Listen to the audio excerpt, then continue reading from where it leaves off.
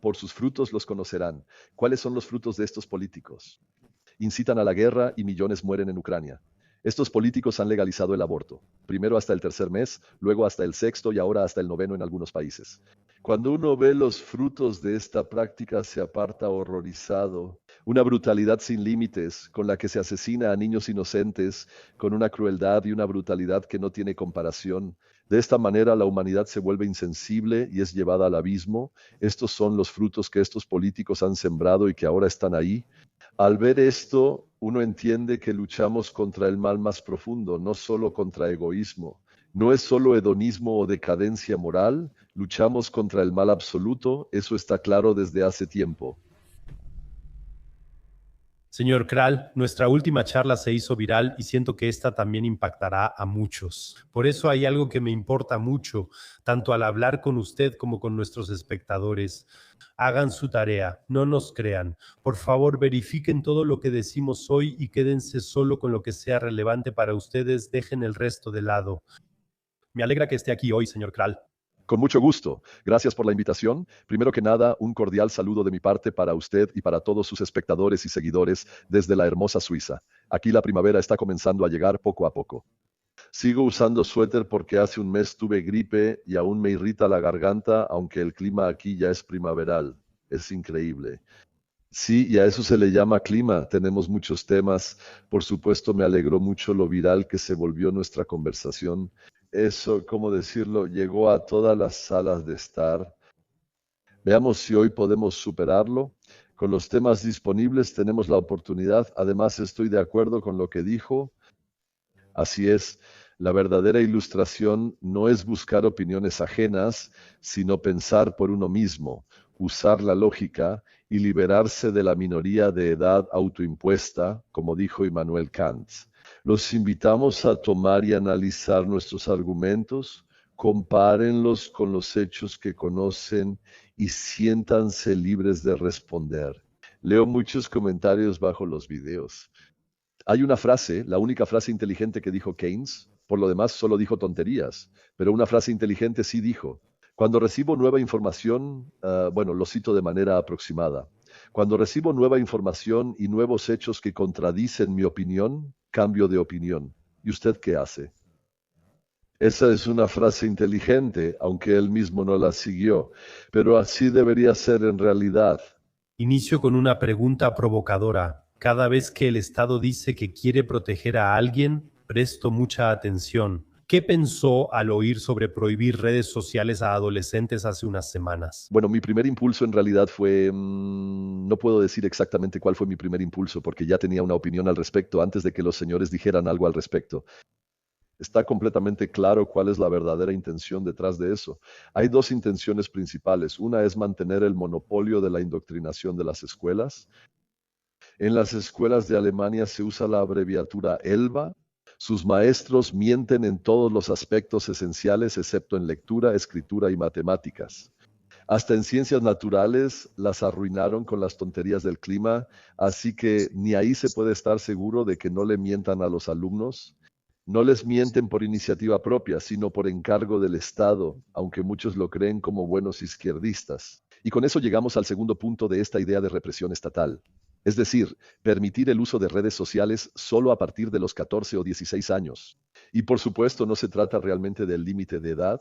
Por eso fue fácil presentar el compromiso en el Congreso del partido CDU, no 16, sino 14. En realidad, no es un verdadero compromiso. Todos deben identificarse para conectarse en línea, de lo contrario no se puede verificar la edad. Con esta identificación ya no es posible aparecer de forma anónima ni expresar opiniones anónimas en Internet, y ya estamos en la obligación de usar nombres reales que exige el tambaleante del Reich, Elvis, y el canciller mentiroso, Pinocchio Merz. Esta es la obligación de nombres reales por la puerta trasera que quieren introducir aquí, para que la policía pueda presentarse aún más seguido mañana a las 6 de la mañana en la puerta de ciudadanos inofensivos que solo ejercen su libertad de expresión y realizar un cateo para intimidar al público, a la sociedad y al ciudadano, para que la clase política usurpadora que le robó el poder al soberano y ahora no lo quiere devolver, pueda seguir tiranizándonos a todos. Yo digo que debemos oponernos a eso. Antes de continuar, el 93% de ustedes ve esto seguido sin suscribirse al canal. Si te das cuenta de que estas conversaciones te aportan algo, por favor suscríbete. Eso ayuda al canal más de lo que crees. Y ahora continuemos con la conversación. Me pareció muy divertida la discusión como ex profesor de preparatoria y por una razón muy sencilla. Si al Estado realmente le importaran los jóvenes, empezaría a hacer cambios en otros aspectos completamente diferentes.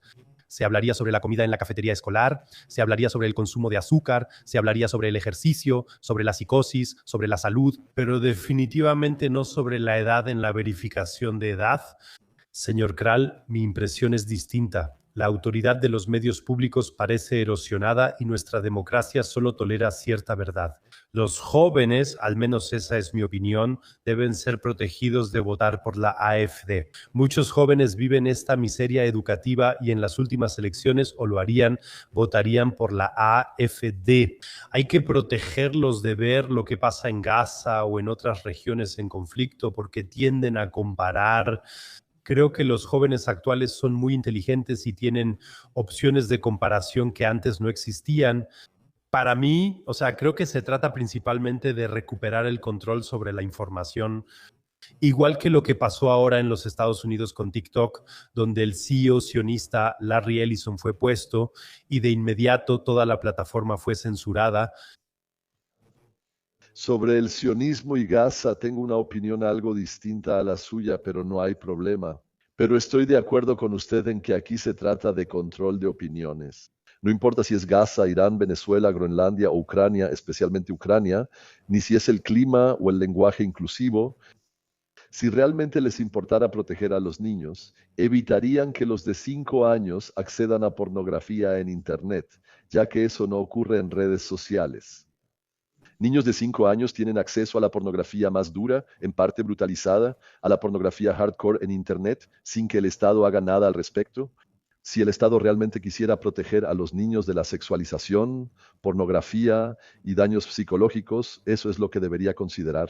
Ya habrían tenido oportunidad y hecho algo hace mucho, pero no hacen nada. Eso muestra que son hipócritas y mentirosos. No les importa proteger a los niños de la sexualización o del abuso. Lo que les importa es proteger a los políticos de que los niños y jóvenes consigan la información que necesitan para poder criticarlos y para poder ver de manera crítica lo que realmente están haciendo. ¿Por qué lo necesitan? Porque saben bien en qué pantano operan. Son solo ladrones, asaltantes y asesinos. Ahora sabemos por los archivos de Epstein que estamos gobernados por élites inspiradas, digamos, satánicamente, a las que ningún crimen les parece demasiado bajo. Por supuesto, estas personas no quieren que el monopolio de la información del Estado con las escuelas y también con la radiodifusión pública, que yo llamo basura fusión, sea roto. Eso está muy claro, es un enfoque totalitario el que están tomando. Solo hay que ver la figura. Desde el señor Günther hasta el señor Merz y otros más, incluso el señor Macron afirmó que la libertad de expresión es una tontería. El presidente francés dice que la libertad de expresión es una tontería. Solo puedo decir, a las armas, ciudadanos, como en el himno francés. Me sorprende que antiguos defensores estrictos del coronavirus como Hendrik Strick ahora quieran ser guardianes de la juventud. Es de alguna manera la misma moral, solo que con otro tema. Antes era de alguna manera proteger a los mayores, ahora es de alguna manera proteger a los jóvenes. Eso en realidad es gaslighting en estado puro. Sí, después de que las mismas personas traumatizaron a toda una generación de jóvenes con sus medidas contra el coronavirus, que se basaban en justificaciones inventadas y falsas, como sabemos desde los protocolos del RKI, traumatizaron a toda una generación joven, dañaron su trayectoria escolar y educativa y básicamente les robaron parte de su infancia. Tras que, bajo el pretexto de proteger a los mayores, las mismas personas dejaron morir solos a cientos de miles de ellos. Sí, irse a la muerte solos, sin la presencia de sus seres queridos, lo que eso significa, sí, nadie puede imaginarlo, lo que eso significa, el miedo ya asociado a la muerte. Y si además nadie puede consolarte ni decirte que algo bueno te espera del otro lado, sí, todo eso se les negó a cientos de miles de ancianos moribundos bajo el pretexto de protegerlos. Sí, aunque los protocolos del RKI ya lo preveían, estas personas tienen una bajeza ética y moral tan grande que ya no se me ocurre nada más que decir al respecto. Si vuelvo a ver a estas personas levantando su dedo índice de manera tan autoritaria para explicarnos cómo funciona el mundo y qué es la moral y la ética, dejando de lado el tema de la ética, están surgiendo cosas interesantes ahora. Si vemos cuál, cómo decirlo, bajo nivel ético, se alcanza al escribir tesis doctorales por parte de ciertos doctores y profesores, que luego se paran frente a todos y quieren explicarle a la gente de toda la nación lo que es la ética. Si vuelvo a sentir ese dedo índice en mi cara, lo voy a cortar retóricamente y verbalmente. Si en casa te preguntas dónde enterrarte vivo, escucha. Baltasar Becker y yo daremos un seminario web gratuito el 7 de marzo a las 11. Ahí te contaré concretamente mi estrategia para dejar el sistema de maestros y funcionarios. No teórico, no de un libro de texto, sino muy concreto desde la práctica, porque al final siempre se trata de dos cosas. Se trata de la libertad interior y se trata de la libertad financiera. Ya no tenemos eternidad. Los próximos 2 o 3 años serán clave. Es momento de asumir responsabilidad. Únete al seminario, enlace en la descripción. El inicio me parece muy fuerte. Ahora Karl Lauterbach será presidente de la OMS. Eso es la total perversión. Eso no es una perversión, discrepo. Él encaja perfecto. La OMS es un pantano de criminales corruptos. Y que el señor Lauterbach quiera ser jefe ahí, lo entiendo perfectamente. ¿Diría usted, señor Kral, que para alcanzar ese alto nivel se necesita algo de energía criminal? Digo, si observa a su alrededor. Christine Lagarde fue condenada legalmente por un caso de corrupción. Ella es presidenta del BCE, la guardiana de nuestro dinero. Están por todas partes, donde quiera que mires. Donald Trump apareció entre 4 y 16 mil veces en los archivos de Epstein, según el estudio. Esos son los gánsteres que nos gobiernan. Hace poco leí un comentario interesante en X. Ya no recuerdo de quién era. Creo que fue un abogado quien lo escribió. Madame Lagarde, condenada por delitos o condenada penalmente, entre comillas, escribió esa carta a Sarkozy donde puso úsame. Sarkozy condenado penalmente. Ahora también se está posicionando con Macron, entre paréntesis, aún no condenado penalmente, entre paréntesis. Por supuesto que somos gobernados por criminales y creo que así es actualmente, que no solo ayuda a que estas personas tengan energía criminal para impulsar su carrera en este sistema, sino que tenemos un sistema en el que los guardianes criminales se aseguran de que solo los criminales lleguen a la cima. Los archivos de Epstein lo muestran claramente. En mi opinión, no es que estas personas actúen solas. Hay dos dimensiones. Primero son seducidos y luego pueden ser chantajeados cuando tienen poder. Eso lo perfeccionó Epstein. Pero también creo que ya estamos en un punto en el que tantas personas en las posiciones más altas tienen un historial criminal. Tienen cosas en su conciencia. Como dije, lo vemos en los archivos de Epstein, tienen cosas en su conciencia que una persona normal ni siquiera puede imaginar. Son tan perversos y criminales que ya ocupan tantos puestos en la cima que alguien no criminal ni siquiera es admitido a menos que primero participe y sea vulnerable a chantaje. Eso significa que estas personas llegan y en algún momento están en la puerta. Muchas veces han sido manipuladas, por decirlo así. O sea, en eventos que estas personas organizan, Young Global Leaders y no sé qué más, y luego en algún momento están en la puerta y les dicen, hasta aquí has llegado, pero ahora tienes que pasar por un rito de iniciación satánico, para que al estar aquí confiemos en que eres del equipo, es decir, parte de la cábala. Si no, no entras aquí. Y luego hay una pequeña minoría que decide no hacerlo. Algunos que hablan de eso son difamados como teóricos de la conspiración, charlatanes, los desacreditan e incluso a veces los matan. También lo hemos visto. Como lo digo, muchas personas que se suicidaron antes escribieron no soy suicida y si me pasa algo no fue suicidio. Ese tipo de control de acceso, parece que eso realmente sucede allá afuera. Por lo tanto, creo que ahora es una camarilla criminal, una mafia, que se asegura de que, por así decirlo, la portería se mantenga limpia, como se dice en el fútbol. La portería se mantiene limpia y lo hacen los decentes, que ya ni siquiera los dejan entrar. Así, nuestra élite dirigente desciende a capas cada vez más profundas de corrupción y decadencia. Wow, la verdad se me puso la piel de gallina varias veces por cómo hablaron de esos rituales satánicos. Está realmente escrito en blanco y negro en esos hechos de Epstein, en esos archivos de Epstein. Así es realmente. La élite degenerada de la que se ha hablado por años. ¿Has sentido satisfacción recientemente? No, es que mi convicción de que cultos satánicos han penetrado en nuestras élites y se han expandido ahí no surgió de los hechos que ahora tenemos, sino que vino de mis creencias religiosas y de ciertos puntos de observación. Eso está en las cartas de Pablo, en el Nuevo Testamento. Ahí dice, no luchamos contra fuerzas terrenales, sino espirituales. Eso está en la Biblia. Todo cristiano bautizado debería leerlo alguna vez. El conflicto en el planeta no ocurre simplemente entre intereses individuales. Uno quiere el poder, el otro lo tiene. Uno tiene algo, el otro se lo roba. No, no es algo tan banal, sino que aquí se trata de un conflicto fundamental entre las fuerzas del bien y las fuerzas del mal. Si eres cristiano y no crees en la historia de salvación de la Biblia, deberías cuestionar si tu experiencia y formación son suficientes. Quien haya leído eso seguramente ya lo sabía desde hace tiempo por motivos teológicos y filosóficos.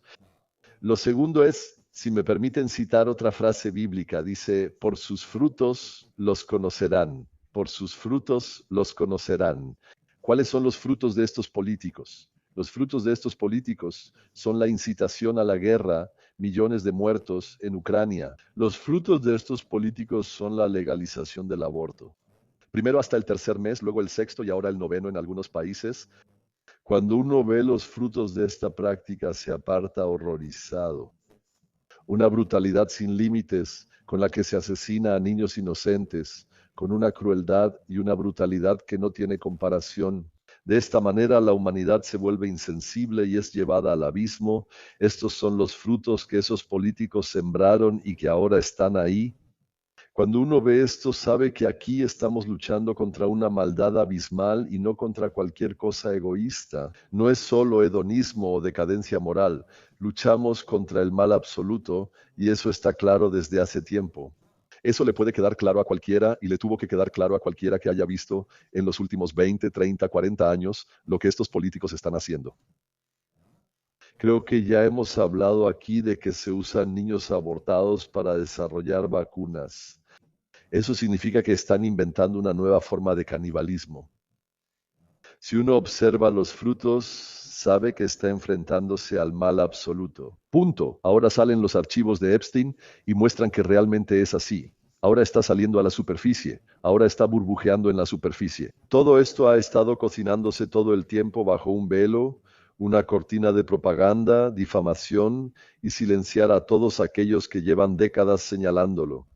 Por ejemplo, en la Iglesia Católica hubo clérigos que desde hace décadas señalan lo que realmente ocurre ahí, incluso dentro de las mismas iglesias. El Papa Pablo VI acuñó la frase, por alguna rendija, el humo de Satanás ha entrado en la iglesia.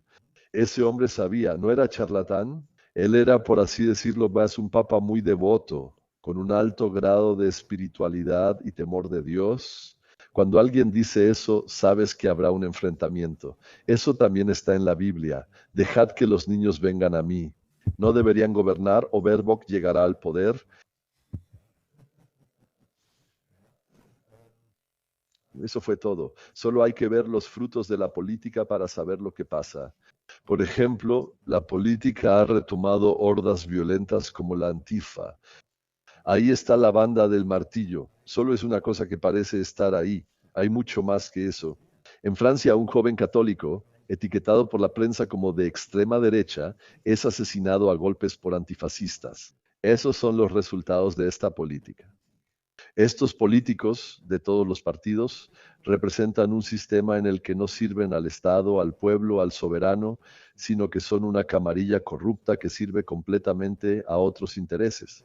Y ahora eso está saliendo a la luz.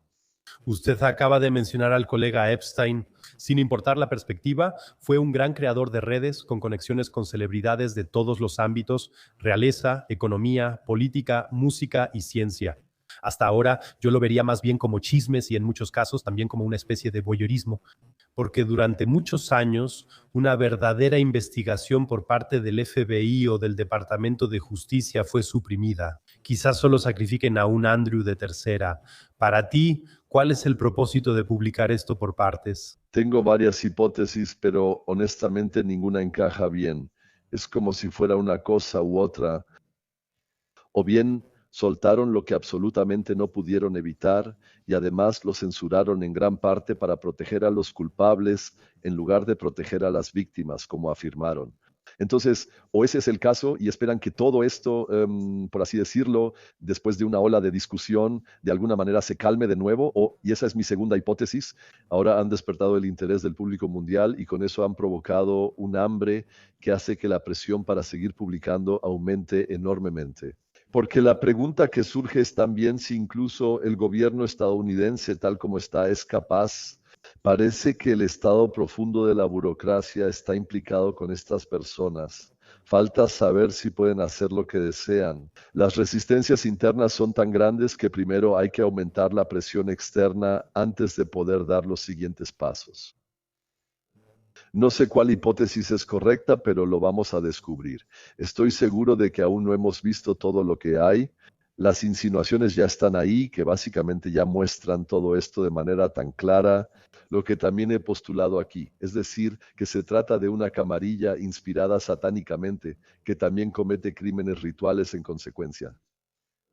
Ya están ahí y supongo que especialmente en Estados Unidos, donde el movimiento evangélico, donde el movimiento cristiano es mucho más fuerte que en Europa, la presión en la olla va a aumentar masivamente. Cada revelación y análisis, ya que esas 3 millones de páginas aún no se han leído por completo, eso significa que cada día surge algo nuevo donde de repente se hace visible, ese está involucrado, aquel también está involucrado. Un ex primer ministro noruego intenta suicidarse después de aparecer en los archivos. El señor Jagland, quien también presidió el comité del Premio Nobel de la Paz en Oslo, el mismo que le otorgó el Premio Nobel de la Paz a Obama, intentó suicidarse. Eso me hace preguntarme. Aún no hay mucha información sobre él. Hay lo suficiente para que enfrente una investigación, pero no mucho más. ¿A qué le tiene tanto miedo de que salga a la luz que prefiere suicidarse antes? Esa también es la pregunta, porque Andrés fue arrestado y, si no me equivoco, salió bajo condiciones. Eso habría sido completamente impensable hace unos años, que prácticamente toda la red esté llena de ese hecho, que este miembro de la realeza, es decir, Andrés, era amigo de Epstein, y el otro miembro de la realeza, es decir, el rey Carlos III, era amigo de ese Savile. Se le atribuyen 400 violaciones incluso a menores de edad. ¿Cómo pueden ambos miembros de la realeza tener amigos pedófilos? ¿Cómo es posible eso? ¿Es pura casualidad? ¿Qué se supone que significa eso? Y está toda la cuestión. También existía esa foto completamente roja de Carlos, que algunos recuerdan, que si la juntas, la reorganizas un poco y la reflejas, de repente aparece una figura de Baphomet. Entonces me pregunto de todo. ¿Qué está pasando ahí? ¿Qué están haciendo ahí? Pero ahora está empezando a salir a la luz y el hambre de más información también está creciendo. Siempre lo comparo con cuando pongo una olla con agua en la estufa y empieza a calentarse. Digamos que el agua al principio tiene 20 grados y luego se calienta hasta llegar a 100 grados. A 99 grados no pasa nada, solo antes de los 100, al acercarse a 100 grados, surgen las primeras burbujas de vapor en el fondo de la olla que suben lentamente. Eso es lo que vemos ahora. Antes de que esta olla realmente empiece a hervir, antes de que todo el agua empiece a agitarse por completo, eso es lo siguiente que veremos, en mi opinión. Como mencioné, puedo suprimir ambas hipótesis y esperar que se calme o dejarlas salir y que aumente la presión en la olla. No sé cuál es cierta, pero espero que la segunda lo sea. La razón principal por la que la segunda podría ser cierta es precisamente la presión que está aumentando muy rápido en la olla estadounidense. Lo sorprendente es que en Estados Unidos aún no hay arrestos, eso es lo que más me sorprende. Sí, creo que la analogía con la olla de agua es bastante fuerte. Eso también coincide un poco con la teoría que me he estado leyendo repetidamente en los últimos días. Hoy los documentos están censurados, pero mañana habrá nombres concretos. Es como una advertencia para las élites que participan y no se rebelan, y para todas esas agendas ocultas como el transhumanismo o similares. He escuchado que intentan distraernos del tema del gran Israel, que quizás sigue avanzando en el fondo. Estamos saturados de información para distraernos. Acabo de saber que lanzaron las primeras bombas en Irán. ¿Cuándo cree que explotará todo? O sea, de verdad es así. De alguna manera estamos a punto de que esta olla de presión explote. No creo que haya maniobras de distracción aquí. Eso siempre se hace de esa manera, lo hacen para distraer de algo, pero ese argumento de la maniobra de distracción ya se ha vuelto, ¿cómo decirlo?, un razonamiento circular. Hacen la guerra con Irán para distraer de Epstein. Hablan de Epstein para distraer de la guerra con Irán. Solo una de las dos cosas puede ser cierta. Creo que ahora hay una dinámica de acontecimientos que hasta las élites no controlan totalmente. El tema de Irán fue claro desde el inicio. Ayer di una conferencia en Eppingen ante cientos de personas, invitado por Bündnis Deutschland.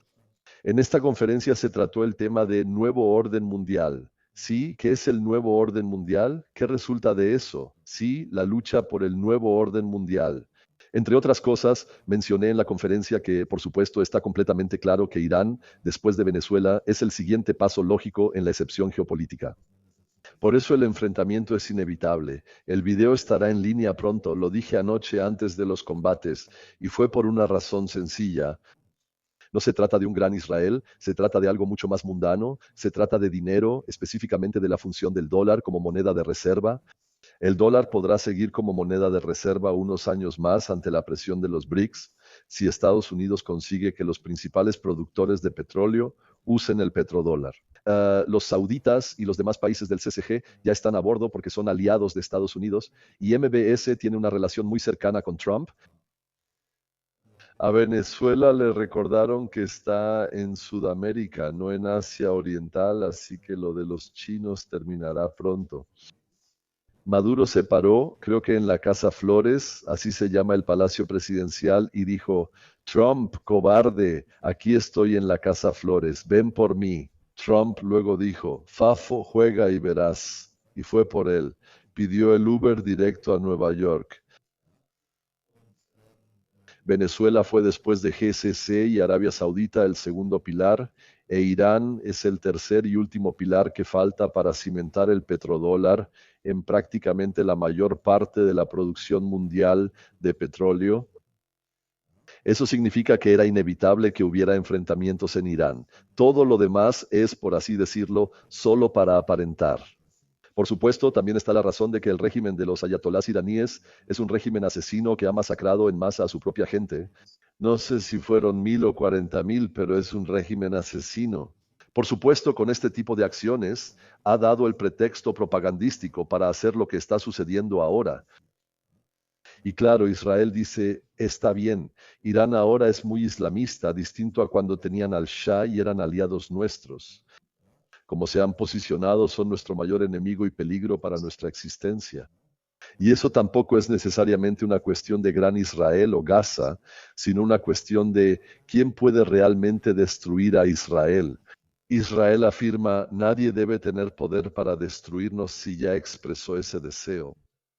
No debería sorprender que la gente crea lo que se ha estado diciendo todo el tiempo.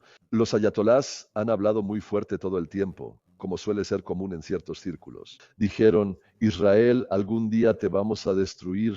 Los israelíes también lo creyeron y creo que ese es el problema central del conflicto. Que los israelíes se tomaron en serio esa fanfarronería. Dijeron: es un país grande, con recursos y 90 millones de habitantes, lo que lo hace una potencia regional. 90 millones es una cifra enorme para el Medio Oriente, donde la mayoría de los países son desierto y tienen como máximo 30 millones de habitantes. De ahí viene, por supuesto, la voluntad de Israel de impulsar todo esto ahora, por así decirlo, y eso coincide ahora. Ahora los mulás son vistos como villanos por asesinar a su gente. Tenemos el petróleo, los petrodólares, el dólar como reserva y la amenaza a Israel. Cuando todo se junta, aplica el dicho: Si parece un pato, grazna como un pato y camina como un pato, probablemente es un pato. En este caso, si parece un motivo de guerra, probablemente lo sea, pero no legalmente hablando. No me malinterpreten, no hablo de derecho internacional. Si lo hacemos, todos estaríamos en serios problemas. ¿Estamos juntos ahí y no saldremos? Hablo solo de la constelación de poder de la Realpolitik. ¿Cree que será una historia breve como la de Maduro, donde los líderes religiosos son asesinados rápida y sin dolor? Y luego se instala ese pseudo-shah. ¿De qué se trata realmente ese pseudo-shah que ahora mismo está siendo presentado como el gran salvador de Irán?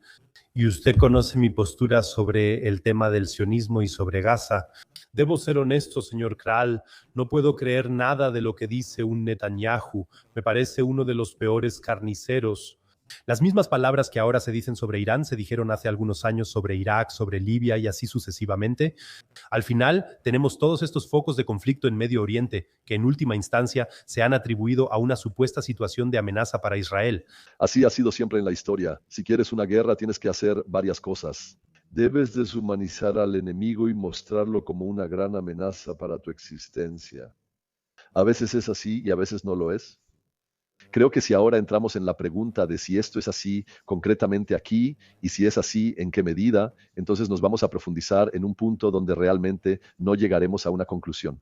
Claro, tiene razón. Esa es la condición previa. No pueden iniciar una guerra sin cumplir esas dos condiciones antes. Ambas son condiciones propagandísticas, sin importar su veracidad. Una cosa está ligada a la otra, como las dos caras de una moneda. La pregunta interesante que me hizo fue sobre el Shah, al que usted llama el pseudo-Shah. Para ser justos, hay que decir que él es el hijo del Shah, quien alguna vez gobernó, y que él también, ¿cómo decirlo?, tuvo una especie de entronización, por así decirlo. Así que él es el legítimo príncipe heredero de Irán, si Irán fuera una monarquía. Si Irán debería volver a ser una monarquía o no, sobre eso no tengo ninguna opinión. Desde mi punto de vista, esa es una pregunta que debe decidir el pueblo iraní y nadie más. Si quieren una monarquía absolutista, una democracia, una monarquía constitucional al estilo británico, una república o lo que sea, al final eso no nos incumbe a nosotros. Ellos en su momento eligieron una república islámica. Parece que la opinión ha cambiado bastante drásticamente después de 50 años o 40 años de República Islámica, o creo que son 45 años. Leí que el 90% de los iraníes ya no pueden ni quieren saber del Islam. Eso significa que los mulás lograron desislamizar el primer gran país islámico del mundo. Eso también hay que saber hacerlo. Es realmente una hazaña notable. Así que la probabilidad de que ahora ocurra un derrocamiento yo la pondría en un 99%. Por eso, respondiendo a su otra pregunta, claro, estadounidenses e israelíes ahora se enfocarán en los gobernantes y los eliminarán del juego. No pueden secuestrarlos a todos como a Maduro, pero como tienen espías en todas partes. Irán está totalmente infiltrado por espías del Mossad. Creo que no saben cuán infiltrados están. En Irán hay mucha gente insatisfecha. Algunos están dispuestos a arriesgar su vida por ello. El descontento con el régimen de los mulás es enorme. Esa es la consecuencia lógica. Pero eso significa que los israelíes y los estadounidenses conocen la ubicación de cada hombre importante y de cada mujer importante. Aunque, bueno, mujeres importantes no hay ahí. O sea, conocen la ubicación de cada hombre importante en Irán al 100%. Y en todo momento. Es como si tuvieran un transmisor en la cabeza. ¿Los van a eliminar? La única instalación lo bastante profunda para protegerse es Fordow, pero seguramente ya fue vulnerada. Con bombas rompe búnkeres, ningún búnker es indestructible. Eso mismo hicieron con Hezbollah, capturaron al liderazgo de Hezbollah. Todos estaban profundamente enterrados, pero con bombas rompebúnkeres los atraparon. Primero con esa historia del localizador y luego con las bombas rompebúnkeres. Hezbollah, que hace pocos años era casi el partido gobernante en Líbano y controlaba el país, básicamente ya no existe. Ya no existe. Solo quedan algunos que fingen normalidad, pero es solo eso. Eso significa que la cúpula dirigente iraní no tiene ninguna posibilidad de sobrevivir a este ataque con toda la fuerza militar estadounidense e israelí, físicamente hablando. Tengo dudas serias. Además, usarán armas nuevas desconocidas para nosotros. Por ejemplo, quien piense que los bombarderos furtivos que hace meses atacaron instalaciones nucleares con bombas rompebúnkeres. Trump afirmó que eran armas de ciencia ficción. Quien piense que eso es lo mejor y más nuevo de los estadounidenses está totalmente equivocado. Estos bombarderos se construyeron en los años 80, por lo que tienen tecnología de hace 40 o 45 años.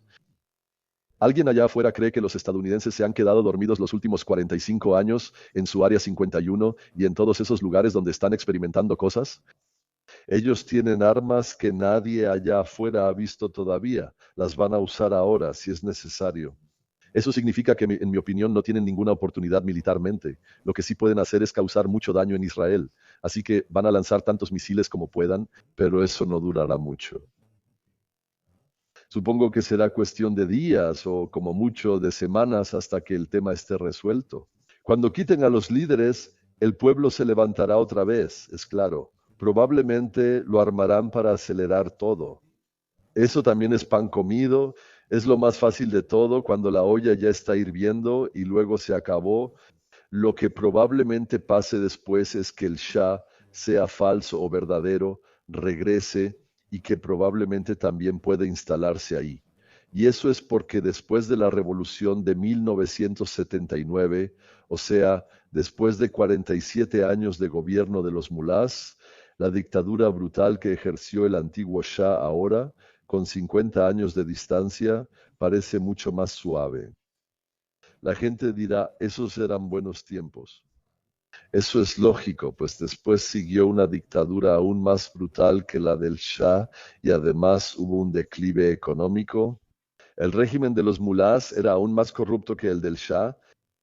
Eso quiere decir que aquí se mostrará de forma idealizada. Por eso es relativamente probable que vuelvan a haber una monarquía, ya sea una absolutista como bajo el antiguo Shah o una constitucional como en Gran Bretaña. Una de las dos será el resultado y además ocurrirá lo siguiente: como el 90% de los iraníes ya no está relacionado con el Islam, probablemente el Islam será expulsado de Irán.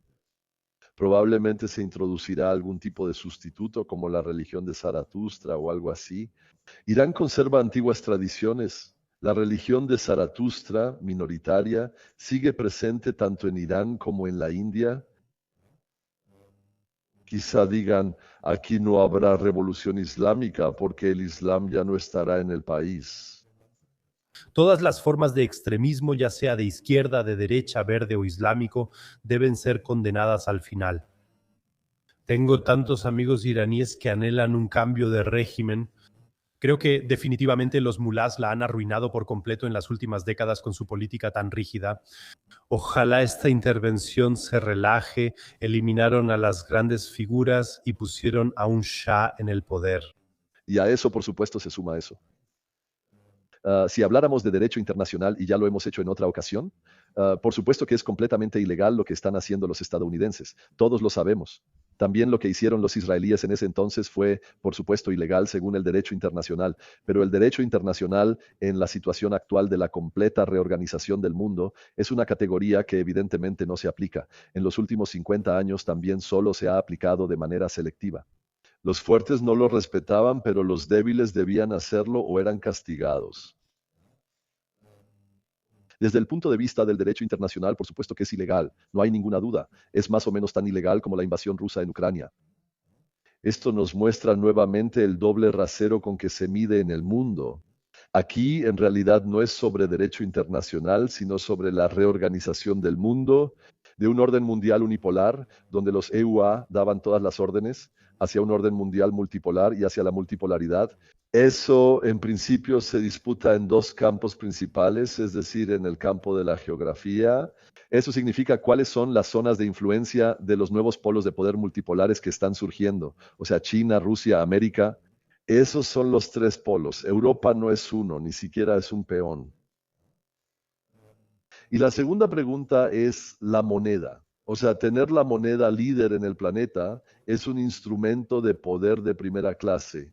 Porque si uno piensa en los ingresos indirectos de los estadounidenses, gracias a la función de moneda líder del dólar, eso es medio billón hasta un billón por año. O sea, 500 mil millones hasta un billón de millones por año. Eso significa que solo la función de moneda líder financia la mayor parte de todo el presupuesto militar y de inteligencia de los estadounidenses.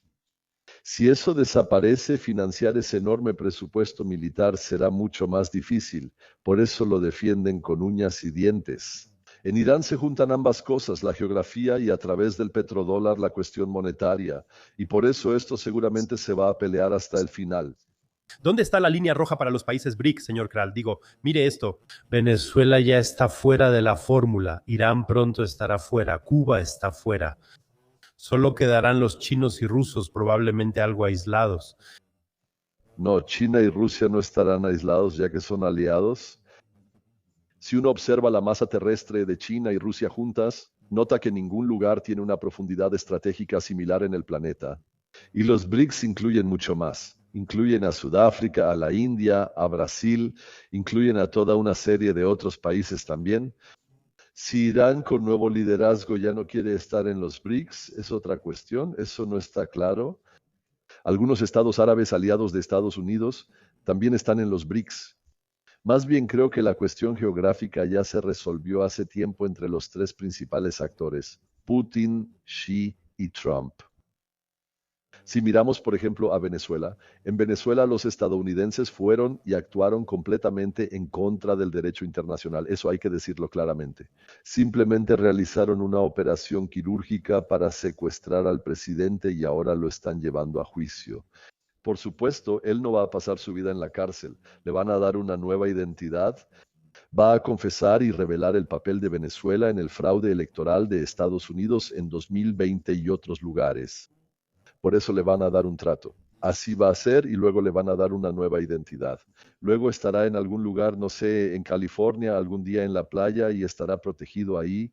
Así es como funciona el juego. Más probable que eso a que él pase el resto de su vida en alguna cárcel estadounidense. Bien, y ahora los tres han llegado a un acuerdo. Trump, Putin y Xi seguramente ya se han puesto de acuerdo en lo esencial sobre las líneas geográficas básicas del orden mundial multipolar. Si no fuera así, rusos y chinos habrían protestado y reaccionado distinto sobre Venezuela. Sin embargo, también debemos tener claro que con toda seguridad se han hecho concesiones a cambio, a Rusia y a China. Claro, por eso es la política de Estados Unidos con Ucrania, y también explica la enorme exportación de alta tecnología desde Taiwán hacia Estados Unidos en este momento. Básicamente, Taiwán está trasladando gran parte de su industria de chips fuera de Taiwán bajo la presión de los estadounidenses y está llevando las principales fábricas a Estados Unidos.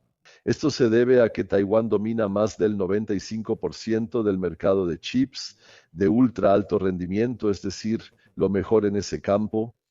Y eso a su vez ya significa que estos chips hasta ahora eran el seguro de Taiwán contra una invasión de China y contra la idea de que Estados Unidos pudiera permitirlo. Si esta industria se traslada a Estados Unidos, eso significa que a largo plazo habrá una reunificación de Taiwán y China. Punto. Los estadounidenses no harán la guerra por eso. Eso también aplica para Ucrania, que según esa interpretación es claramente zona de influencia rusa.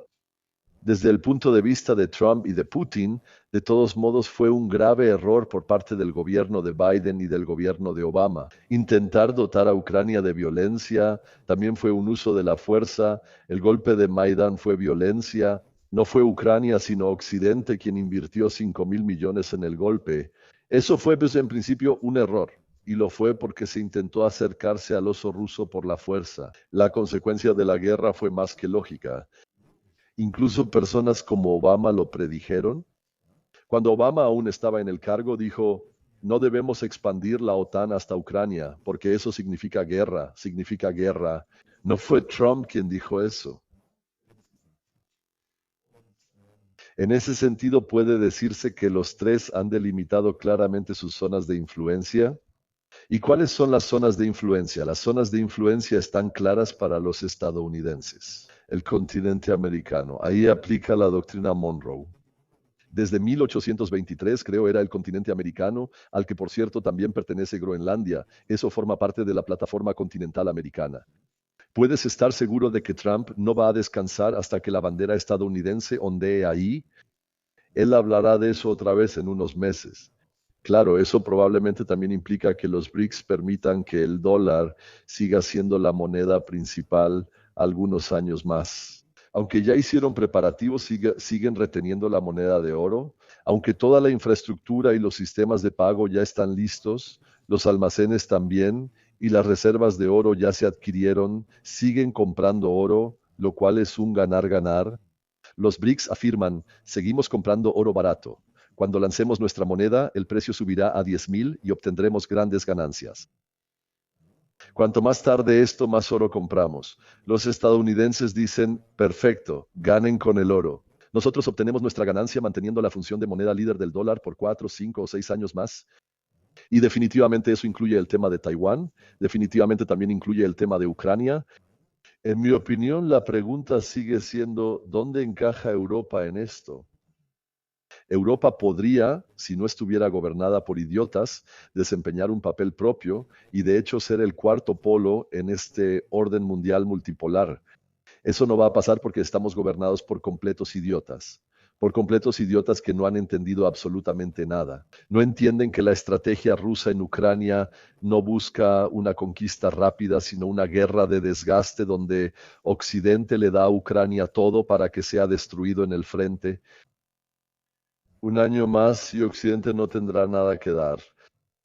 Las capacidades que se están construyendo no son ni de cerca suficientes para reemplazar lo que se está destruyendo allí. Ahí rusos, norcoreanos y chinos son los que más dinero tienen. Corea del Norte fabrica 10 veces más proyectiles de artillería que Occidente. Sí, claro, con los chinos respaldándolos y con esa disciplina de economía de guerra tan absurda que solo los norcoreanos tienen.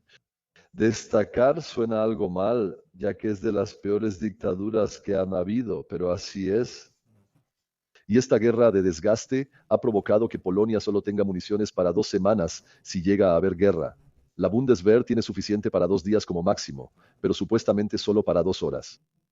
Luego solo habría que agitar palos y gritar, boom, boom, ruso, estás muerto. Esa es la estrategia rusa, una guerra de desgaste.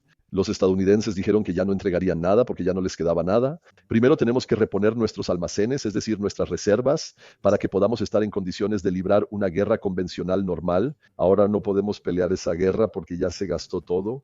En un frente que básicamente recuerda a Verdún y donde todo parece estar completamente estancado. El ruso ni siquiera quiere avanzar tan rápido, avanza un poco para motivar a la gente, pero avanza muy lentamente, porque la estrategia de desgastar a Occidente en este frente es mucho mejor desde el punto de vista estratégico para Rusia que tomar Ucrania en 3 días y decir, se acabó. Si hacen eso, los europeos locos ya no buscarán la paz ni intentarán un acuerdo con Rusia. Pero mientras Ucrania no esté ocupada al 100%, todavía se puede llegar a algún tipo de acuerdo. Ahí los rusos también confían y con toda razón en que los belicistas que están en el poder en Europa en este momento no lo estarán por mucho tiempo más. Si usted, señor Kral, dice que actualmente estamos gobernados por absolutos incompetentes, ¿por qué la ex empleada de Goldman Sachs, Alice Weidel, lo haría diferente al ex empleado de BlackRock, Friedrich Merz? Porque ambos sirven al mismo amo. Si toma el currículum como base y afirma que pertenece a la Cábala, entonces yo también sería culpable. Uno de los supuestos mayores componentes de la red oligárquica estadounidense o uno de los líderes de esa red supuestamente es McKinsey. Personalmente creo que eso es una tontería. Yo fui socio senior en McKinsey. Por ejemplo, trabajé en Oliver Wyman, es decir, una empresa en la que trabajaban muchísimos financieros de Nueva York, un líder en esa posición. También fui socio y director ahí. En ese caso también tendrían que considerarme culpable. Hay personas como mi invitado que lo hacen. Creo que es simplista considerar a cualquiera que haya trabajado en Goldman, JP Morgan o McKinsey como parte de la cábala. Me parece lógico. Conclusión. Deberíamos abordar las teorías de conspiración de forma diferenciada y científica. Ya he dicho antes sobre el tema de las teorías de conspiración. Existen conspiraciones y por eso también las teorías de conspiración están justificadas como objeto científico. Por eso me han llamado charlatán. Ahora muchas teorías de conspiración se han vuelto realidad y ahora viene el error lógico de concluir que todas las teorías de conspiración serían ciertas, pero no lo son. Puedo formular cualquier teoría de conspiración como hipótesis y refutarla con hechos y datos reales. Verificar tiene límites, refutar es el método científico, dudar y ver hasta dónde se puede llegar. Me daré cuenta que algunas teorías de conspiración son ciertas y otras no. Si preguntamos si Goldman Sachs es parte de la oligarquía financiera de Estados Unidos, claro que sí. ¿Cuántos empleados tiene Goldman Sachs? No pueden involucrar a todos. La señora Weidel no tenía un cargo tan relevante en Goldman Sachs como para llegar a la cúpula. Aunque podemos decir con certeza que la señora Weidel, en cuanto a su currículum, se diferencia de manera positiva de nuestra élite política habitual. Ella trabajó en Goldman y también tuvo cargos en Allianz y otros lugares. Ella terminó la universidad. Ella tiene un doctorado que, a diferencia de los doctorados de ciertas personas en la CDU, como por ejemplo el señor Voigt o como se escucha ahora también de ciertos tipos del Consejo de Ética, no fue plagiado. Copy-paste no es su pronombre. Ella habla chino con fluidez. Tiene una enorme formación, a diferencia de lo que nuestra clase política suele ofrecer, y yo no la ubicaría ahí. Si alguien me diera pruebas, claro que lo revisaría, pero no lo veo así. Sobre BlackRock Merz, su nombre real es BlackRock. No solo trabajó para BlackRock, también era el maletín de Fink en Europa, lo cual es muy distinto. Claramente le falta capacidad intelectual para ejercer incluso su antiguo trabajo. Es evidente que quien presidió el Consejo de BlackRock Europa debe saber leer un balance bancario. Ya expliqué en varios lugares, incluso con ustedes, que puedo demostrar que él no sabe hacerlo. De lo contrario, no diría la tontería de que los billones en ahorros que tienen los alemanes podrían activarse para inversiones. Esos billones ya se prestaron a los bancos y estos los dieron como créditos en su pasivo, ya no hay nada más para prestar. Los bancos ya otorgan préstamos, no necesitan a BlackRock Merz para hacerlo. Digo que es muy evidente, ¿no? Igual que su política de sobreendeudamiento que claramente va contra los intereses de Alemania. Tengo razones para suponer que no actúa en interés de Alemania. Si no actúa en interés de Alemania, entonces me pregunto, ¿en interés de quién actúa? Es natural pensar que las viejas lealtades quizás pesen más que la voluntad del soberano. Solo quiero más pragmatismo y menos ideología, señor Kral. Ya lo he dicho en el canal. Ya he votado por la AfD, he votado por los verdes, he votado por la izquierda, he votado por todos los partidos que hay allá afuera. De verdad, solo soy un testigo de la época. Me voy a sentar y observar cuando llegue el momento en 2029. Creo que la AfD será líder y la CDU el socio menor, siendo exprimida bajo el gobierno de la AfD. Todo lo que funcione bien en este país se atribuirá a la AfD. Quiero volver a sentirme orgulloso de este país, lo amo y soy patriota, pero lo que ofrecen los políticos ahora me da un poco de vergüenza ser alemán, o más bien ser representado por estas personas, porque siento que están llevando el país directo al desastre a propósito. Debo ser honesto, no me avergüenza ser alemán, ya me inculcaron suficiente culpa por cosas que no hice. Cuando veo la historia, pienso que de ella surge una responsabilidad, no solo por ser alemán, sino porque cualquiera que conozca la historia y lo que pueden hacer los humanos debería aprender de ello. Como alemán, siempre se me pide vivir esa responsabilidad de forma especial y lo acepto sin problema. Solo me niego a cargar con la vergüenza sobre mi cabeza y me niego a aceptar cualquier teoría que simplemente se plantee y donde alguien diga, eso es lo que yo siento. Hace un momento les comenté que empresas como McKinsey supuestamente son el pegamento que une todo. Eso, por supuesto, es una tontería y lo sabemos. Lo diré. Lamentablemente, ellos también se han vuelto woke en muchas cosas y repiten mucho rollo climático en cartas a exalumnos. Yo digo, no, por favor, déjenlo así, amigos. Eso, por supuesto, es una tontería y tampoco hay ninguna evidencia de que sea así. En una empresa tan grande, siempre hay quienes caen en la corrupción. Eso es innegable. Pero creo que realmente no deberíamos meter todo en el mismo saco y decir, ahora el fuego ya está ardiendo tan bonito. Lo que necesitamos es una observación científica. Puedo crear una teoría y analizarla de forma pragmática y científica. ¿Cuáles son los hechos? ¿Qué sabemos y suponemos? ¿Y dónde investigar más? Ahora, básicamente con estos archivos de Epstein que nos entregaron, ¿cómo lo digo? Hemos encontrado una veta de oro, pero apenas estamos en la superficie de esa veta. No sabemos qué tan profunda es, ni qué hay dentro, ni cuánto hay ahí. Me refiero a una veta de información, no oro. Lo que hay ahí es aterrador, no lo malinterpreten. Apenas comenzamos. Y creo que hacemos bien en no dejarnos presionar por nosotros mismos, sino que es mejor analizarlo todo con hechos. Sin embargo, también digo, me niego, y siempre lo he hecho, a no seguir teorías e hipótesis solo porque sean incómodas en la cabeza. Si algo me resulta incómodo en la mente, simplemente me digo que no quiero imaginarlo. Pero ahí ya perdí porque entonces puedo ser manipulado. Ninguna teoría puede ser tan incómoda como para que yo no la siga. Por supuesto, hay teorías fácilmente refutables, como la Tierra plana. No necesitamos discutirlas, se pueden descartar rápido. Si no lo creen, déjenme un mensaje y lo responderé. La Tierra plana no es real, amigos. Algunas teorías se refutan fácilmente y otras son más difíciles de refutar. Mantengamos el enfoque científico y basémonos en hechos, incluso los que duelen, ya que por mucho tiempo los hemos ignorado. ¿Qué puede hacer hoy cada espectador, señor Kral, para no volverse cínico y seguir siendo capaz de actuar? Creo que la fe es la mejor forma de evitar el cinismo. Creo que la mayoría de las personas no se da cuenta de la estabilidad, el consuelo y la orientación que la fe cristiana puede darles.